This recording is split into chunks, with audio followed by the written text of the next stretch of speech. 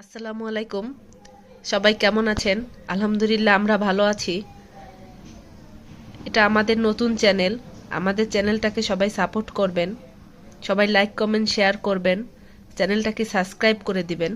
এই দেখুন, এটি আমাদের পোষা বিড়াল। এর নাম কিটি। ও খুব চঞ্চল একটি বিড়াল, কিন্তু ওর আজকে 2 দিন ধরে শরীরটা ভালো নেই।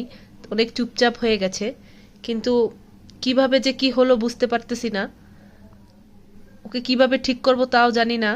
ওর জন্য সবাই দোয়া করবেন, ও যেন তাড়াতাড়ি সুস্থ হয়ে যায়। আমাদের খুব কষ্ট লাগছে ওকে দেখে। ওকে খাবার দিচ্ছি তাও খায় না, শুধু এভাবে শুয়ে শুয়ে শুধু পড়েই থাকে এক এক জায়গায়। সবাই ওর জন্য দোয়া করবেন আর আমাদের চ্যানেলটির পাশে থাকবেন। এটা আমাদের প্রথম ভিডিও। সবাই দোয়া করবেন আমরা যেন আপনাদের পাশে থাকতে পারি। আসসালামু আলাইকুম ভিউয়ার্স, আপনারা কেমন আছেন? আমরা আলহামদুলিল্লাহ ভালো আছি। তো আজকে আপনাদের সামনে ভিডিও নিয়ে আসলাম। আমার এই যে ককাটেল পাখি, ওরা অনেকটাই অসুস্থ। ওদের পায়খানাটা অনেক ডিস্টার্ব, সবুজ কালারের হয়। অনেক ইউটিউবে সার্চ দিয়ে দেখেছি কি মেডিসিন ব্যবহার করতে হবে। তো ওদের জন্য ঔষধ কিনে নিয়ে আসছি, কিন্তু খাওয়ানোর নিয়ম যেভাবে পানির সাথে গলিয়ে ওদেরকে দিতে হবে, কিন্তু একটুও মুখে নিচ্ছে না। তো আপনারা যদি এই পাখি কেউ পুষে থাকেন তো আমাকে অবশ্যই কমেন্ট বক্সে জানান যে কিভাবে বিকল্প কি ব্যবস্থা আছে। তোরা অনেকটাই অসুস্থ। ওদেরকে এই যে ছাদে নিয়ে আসছি, এতক্ষণ রোদে রাখছিলাম, এখন একটু ছায়ায় দিছি। ওদের এই যে খাবারটা নতুন করে আবার খাবার নিয়ে আসছি, হয়তো খাবারের থেকেও হতে পারে। নতুন করে খাবার নিয়ে এসছি, খাবারটা আবার ভালো করে পানিতে ধুয়ে ওই রোদে শুকো দিয়েছি, যাতে ইনফেকশনটা জীবাণুটা না থাকে। অনেকটাই চেষ্টা করতেছি ওদেরকে সেফটি করার জন্য। তো আজকে 5-7 দিন হয়ে গেছে। ওদের পায়খানাটা অনেক নরম, সবুজ এবং চুনো কালারের হয়। তো ওদেরকে ছাদে নিয়ে আসছি, নিয়ে এসে যে খোলা জায়গায় রাখছি।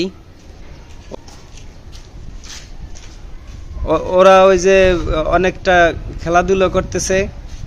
তো এই পাখিটা অনেকটাই দুর্বল হয়ে গেছে। এই পাখিটাকে অনেক চেষ্টা করছি সিরিঞ্জ দিয়ে খাইয়ে দেওয়ার জন্য, কিন্তু অন্য তিনটাতে মুখে কিছু কিছু খায়, কিন্তু ও মুখে একদমই খায় না। ওকে নিয়ে অনেকটা টেনশন হয়, এবং রাত্রেও ঘুমে থেকে উঠে উঠে দেখি যে ওর কি অবস্থা। অনেকটাই টেনশন লাগে।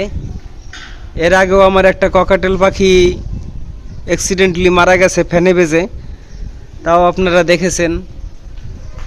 তো এখন কিভাবে কি করব আপনারা একটু কমেন্ট বক্সে অবশ্যই জানান, যদি কেউ জানা থাকেন।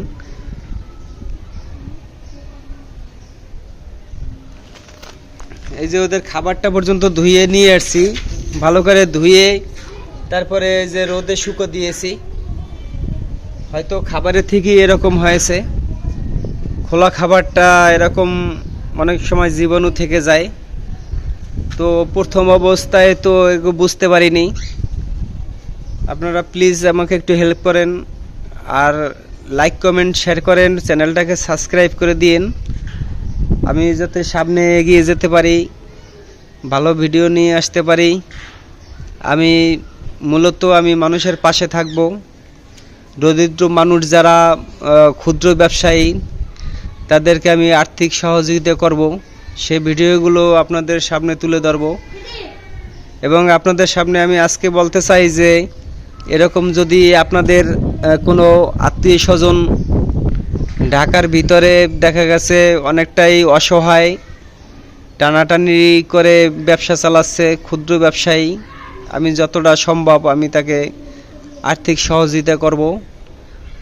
তো আপনারা কমেন্ট বক্সে ঠিকানা দিয়ে দিতে পারেন, আমি ওখানে গিয়ে যাচাই বাছাই করে অবশ্যই তাকে আর্থিক সহযোগিতা করব।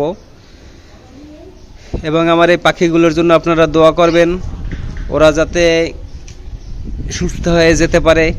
ওরা সুস্থ থাকলেই আমার মন মানসিকতা ভালো থাকবে, আর অসুস্থ থাকলে আমার মনটা অনেক খারাপ থাকে। ওরা আমার সন্তানের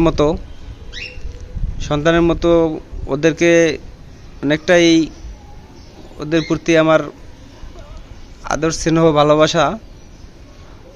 তো আপনারা চ্যানেলটাকে সাবস্ক্রাইব করবেন, লাইক কমেন্ট শেয়ার করে দেবেন এবং সামনে চ্যানেলটা এগিয়ে যাওয়ার জন্য সাপোর্ট করবেন।